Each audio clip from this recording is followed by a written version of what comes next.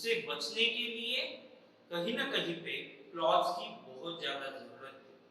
और पुराने जमाने में जब फाइबर का इन्वेंशन भी नहीं हुआ था, उस वक्त इंसान क्या करता था, तो सराउंडिंग एनवायरनमेंट में जो भी ट्रीज प्लांट्स ये चीजें थी, उन ट्रीज प्लांट के जो लीव्स थे, उन लीव्स को वो खुद के बॉडी के सराउंडिंग से कवर कर लेता था और उस वजह से उसकी बॉडी का प्रोटेक्शन सराउंडिंग एनवायरनमेंट के एक्सट्रीम वेदर कंडीशन से हो जाता था। धीरे धीरे धीरे इंसान ने फाइबर का इन्वेंशन किया, उसको पता चला कि बहुत सारे ऐसे भी प्लांट्स हैं जो हमको क्या करते हैं, फाइबर गिफ्ट करते हैं।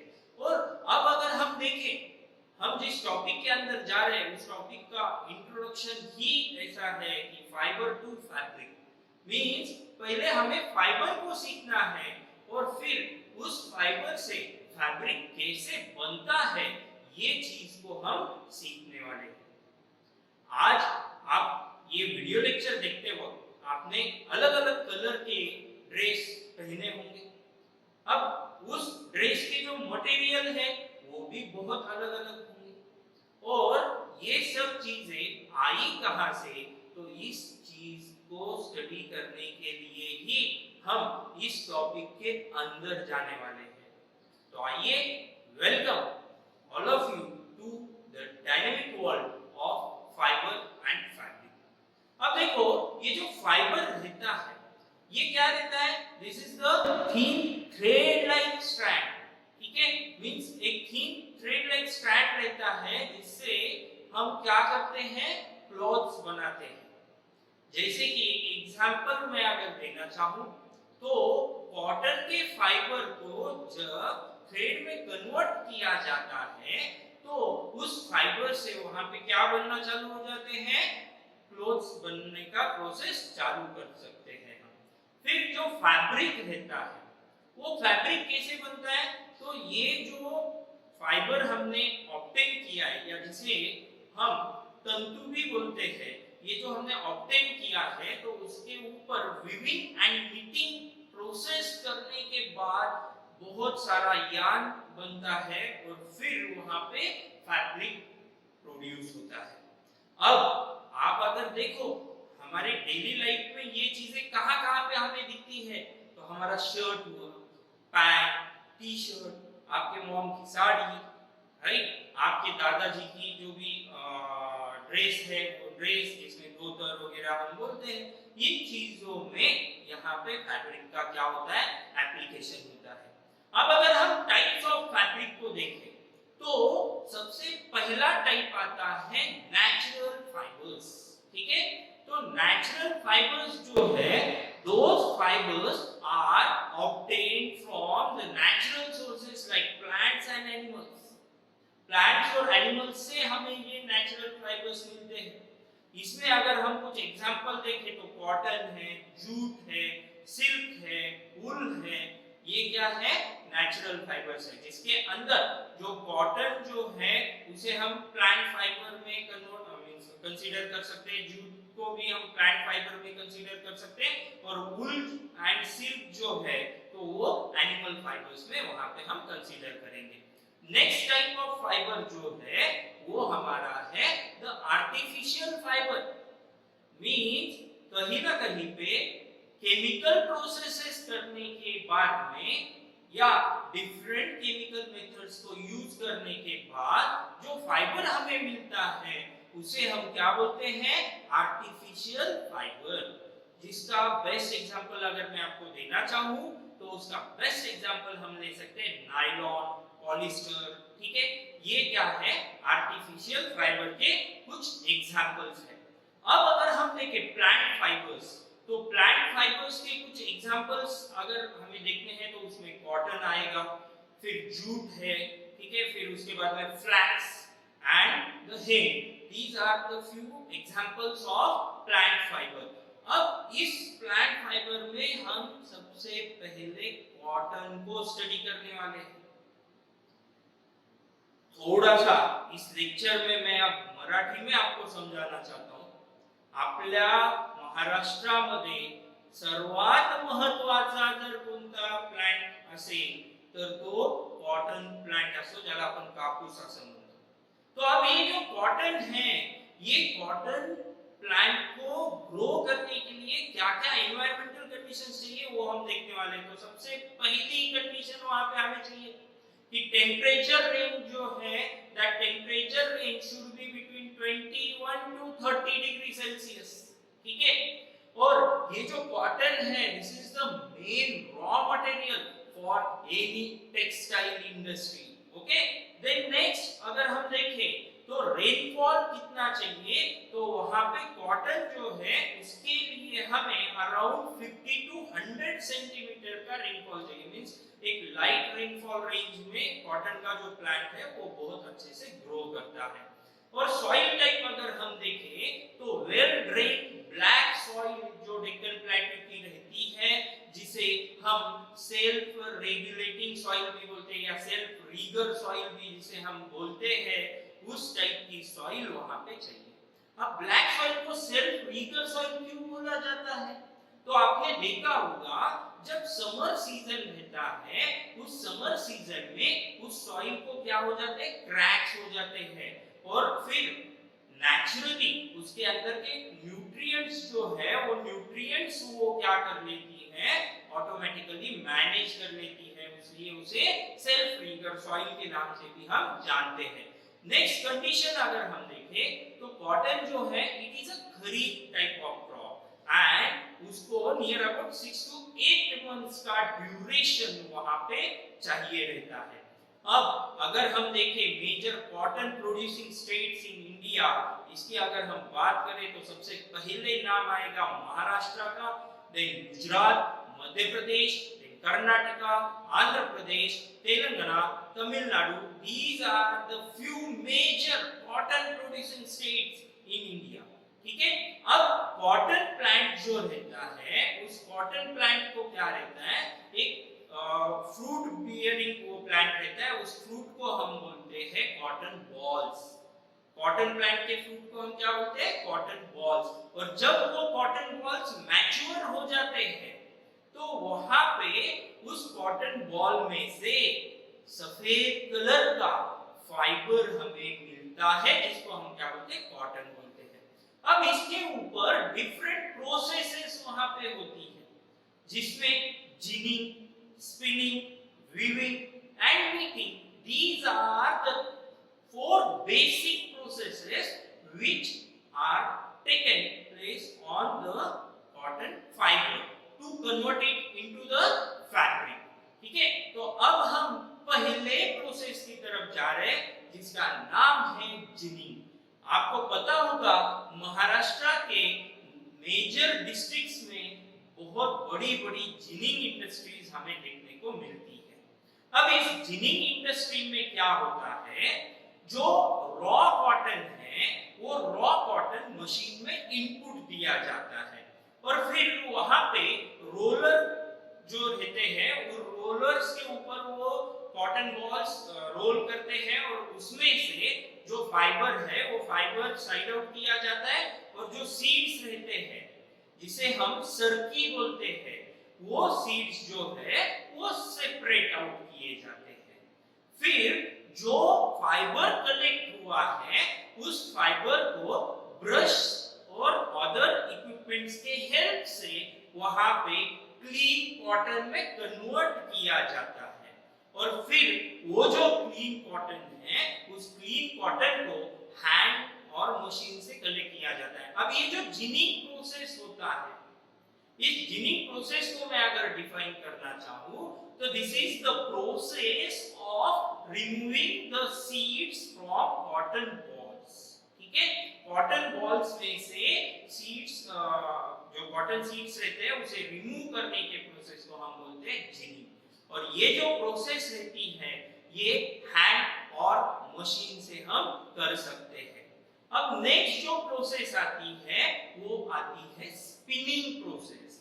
अब ये जो स्पिनिंग प्रोसेस रहता है इसको अगर हम डिफाइन करना चाहे तो वहां पे making of yarn from the thin strands of fibers is called as spinning.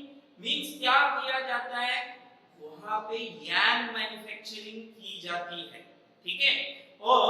ये भी प्रोसेस जो है वो प्रोसेस बाय हैंड हम कर सकते हैं या बाय स्पिनिंग व्हील हम कर सकते हैं। इस प्रोसेस का बेसिक एग्जांपल मैं आपके साथ शेयर करना चाहता हूँ। आपने आपके घर में आपके दादी को या मम्मी को भगवान के लिए बत्तियां बनाते हुए देखा होगा। उसमें वो क्या करते हैं आपके मॉम या आपकी दादी, तो हाथ के ऊपर कॉटन देते हैं, उस कॉटन को मिल्क या वाटर लगाते हैं और फिर उसको क्या करते हैं, ऐसे ऐसे ऐसे ऐसे रोल आउट करते हैं। उससे क्या हो जाता है, वो कॉटन जो है वो एक थ्रेड में कन्वर्ट होना स्टार्ट हो जाता है, बराबर है। तो अब इस पर्टिकुलर चीज को करने के लिए हमारे फ्रीडम फाइट के वक्त के बहुत बड़े नाम आपके सामने यहाँ पे आ सकते हैं और उसमें का एक नाम यहाँ पे आएगा, वो आएगा हमारे बापू मींस महात्मा गांधी। उन्होंने जब हमारी कंट्री ब्रिटिशर्स के साथ फाइट कर रही थी, उस वक्त उन्होंने स्वदेशी का नारा दिया और उस चीज के लिए वहां पे उन्होंने एक डिवाइस यूज किया जो था चरखा। मींस वो चरखा डिवाइस जो है, उस डिवाइस का यूज करके उन्होंने स्पिनिंग प्रोसेस कंप्लीट की। और उसी के साथ साथ और एक डिवाइस यहाँ पे यूज किया जाता है और वो डिवाइस है टकली डिवाइस, ठीक है। तो जो चरखा है वो चरखा प्रोसेस यूज करके महात्मा गांधी जी ने वहां पे खादी मूवमेंट स्टार्ट की थी और आज भी बहुत सारे लोग khadi as a cloth use करते हैं। फिर अगर हम आगे बढ़े तो कुछ बेसिक टर्म्स आपको पता चाहिए, जैसे कि बेल्स। अब बेल्स क्या रहते हैं, तो जो गीन कॉटन है, जिनिंग में से पूरा जो कॉटन बाहर निकला, उस कॉटन को टाइट बंडल्स में पैक किया जाता है और उस बंडल का वेट अगर हम देखें नियर अबाउट 200 केजी के वेट्स रहते हैं, तो उसे हम बोलते हैं बेल्स। एंड स्लीवर अगर हम देखें तो जो raw cotton from the bales is cleaned and then it is combed and straightened and finally converted into the rope like strand. This is called as sliver, ठीक है। तो ये स्लीवर जो रहता है, इसके अंदर बहुत सारे loose strand of rope of cotton fibres क्या किए जाते हैं, इंक्लूड किए जाते हैं। अब यार्न मेकिंग प्रोसेस हमें देखनी है, तो देखो पहले तो हमें यार्न क्या है वो समझना पड़ेगा। तो यार्न जो है, जो स्लीवर हमने अभी देखा, उस स्लीवर को अगर हम पुल करेंगे एंड उसको अगर हम ट्विस्ट करेंगे तो वहां पे वो एक थ्रेड और यार्न लाइक स्ट्रक्चर क्या हो जाएगा, बन जाएगा। And this twisting of fibres into yarn increases the cohesion and the strength of fibre. देखो एक चीज मैं आपको बताऊं, अगर वो फाइबर आप ट्विस्ट नहीं करोगे तो वो क्या हो जाएगा, लूज लूज लूज रहेगा और फिर वो फाइबर जल्दी से फट भी सकता है या वो फाइबर डैमेज हो सकता है, टियर आउट हो सकता है। अभी देखो सपोज ये शर्ट मैं इसको कितना भी खींचूं, वो टियर हो रहा है क्या, जल्दी नहीं हो रहा, बिकॉज यहाँ पे क्या किया गया है, स्ट्रेन उस चीज को प्रोवाइड की गई है and this strain is given by the process called as the yarn making process. अब ये जो पर्टिकुलर प्रोसेस है, ये प्रोसेस हैंड और मशीन का यूज करके हम करते हैं। नेक्स्ट अगर हम देखें तो नेक्स्ट आता है वीविंग। मींस अभी हम धीरे धीरे धीरे फाइनल स्टेज की तरफ जा रहे हैं। तो वीविंग जो प्रोसेस है, इसको अगर हम डिफाइन करना चाहे तो the arrangement of two sets of yarn into a particular type of structure is called as weaving, ठीक है। मींस दो सेट ऑफ yarn को आप एक स्ट्रक्चर में, या जिसे सिंपल लैंग्वेज में या मैथमेटिकल लैंग्वेज में मैं अगर समझाना चाहूँ तो उसको मैट लाइक स्ट्रक्चर में आप जब अरेंज करते हो तो उस प्रोसेस को हम क्या बोलते हैं, वीविंग बोलते हैं। अब यहाँ पे एक पैटर्न बन जाता है और ये जो वीविंग जिस मशीन्स पे किया जाता है उन मशीन्स को हम बोलते हैं लूम्स। क्या बोलते हैं उसे हम? लूम्स। और वो जो मशीन्स रहते हैं उन मशीन्स में दो टाइप के लूम आते हैं, एक आता है हैंड लूम और एक आता है पावर लूम। जो हैंड लूम रहता है उसमें हैंड्स का यूज करके उस मशीन को ऑपरेट किया जाता है, और जो पावर लूम्स रहते हैं those machines are operated by the external energy such as electrical energy, the pneumatic energy। ठीक है, तो हैंडलूम जो है वो पुराने जमाने में इंडियन जो मैन्युफैक्चरिंग प्रोसेस थी, टेक्सटाइल मैन्युफैक्चरिंग प्रोसेस, उस प्रोसेस में बहुत ज्यादा यूज होता था। आज भी कुछ सिटी ऐसी है जो हैंडलूम के लिए पॉपुलर है, और जो पावर लूम है वो पावर लूम धीरे धीरे धीरे जैसे ही 18th सेंचुरी के बाद इंडस्ट्रियल रिवॉल्यूशन आना स्टार्ट हुआ तो वहां पे पावर लूम का एप्लीकेशन इंक्रीज हो गया, बिकॉज ये पावर लूम में क्या होता है, all the process is automatic process. ठीक है, अब नेक्स्ट आता है निटिंग प्रोसेस। अब ये निटिंग प्रोसेस में क्या होता है, the knitting is the process by which a single strand of yarn is used to make the piece of fabric। Fabric का पीस बनाने के लिए ये निटिंग प्रोसेस का यूज होता है, जिसमें आपने आपके घर में विंटर सीजन के पहले आपके मॉम को स्वेटर नीटिंग करते वक्त देखा होगा। मॉम क्या करती है, वहां पे दो इंस्ट्रूमेंट्स रहते हैं, दो नीडल्स रहते हैं, उन दो नीडल्स को और जो फाइबर है उसको यूज करके वहां पे स्वेटर नीटिंग करती है। तो socks, sweaters, mufflers, these types of devices or these types of cloths can be manufactured by the process called as knitting। उसी के साथ साथ नीटिंग से और कपड़ों के प्रोसेस में सिलाई भी होती है। ठीक है, अब ये नीटिंग भी जो है वो बाय हैंड और बाय मशीन हम कर सकते हैं। अब आते हैं यूजेस ऑफ कॉटन। हमने अभी तक तो देखा कि कॉटन क्या है और उसे कैसे कैसे कैसे प्रोसेस से आगे बढ़ना पड़ता है। अब सबसे पहला यूज अगर हम देखें तो आप देखो शर्ट्स मैन्युफैक्चरिंग करने के लिए कॉटन का यूज होता है, पैंट्स मैन्युफैक्चरिंग करने के लिए, या सिंपल लैंग्वेज में मैं अगर बोलूं तो हमारे आसपास जितने भी क्लॉथ्स आपको दिख रहे हैं हर टाइप के क्लॉथ्स मैन्युफैक्चरिंग में कॉटन का यूज होता है। उसी के साथ साथ जो कॉटन का सीड रहता है उस कॉटन सीड का ऑयल वहां पे निकाला जाता है ऑयल एक्सट्रैक्शन प्रोसेस से, और फिर वो जो ऑयल है वो oil food and cosmetic industries में यूज किया जाता है।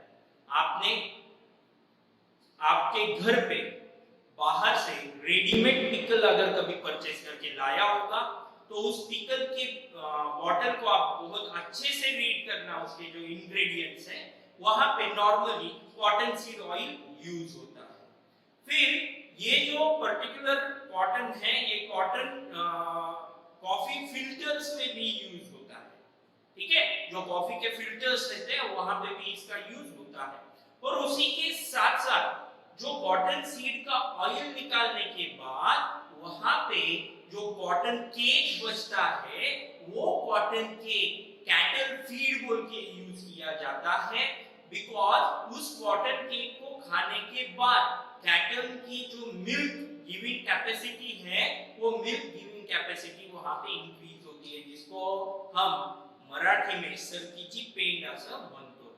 ठीक है, तो फ्रेंड्स यहां तक का टॉपिक आपको समझ में आया होगा। अगले वीडियो में हम और भी बहुत सारे इंटरेस्टिंग फाइबर्स को पढ़ने वाले हैं, तो मिलते हैं नेक्स्ट वीडियो।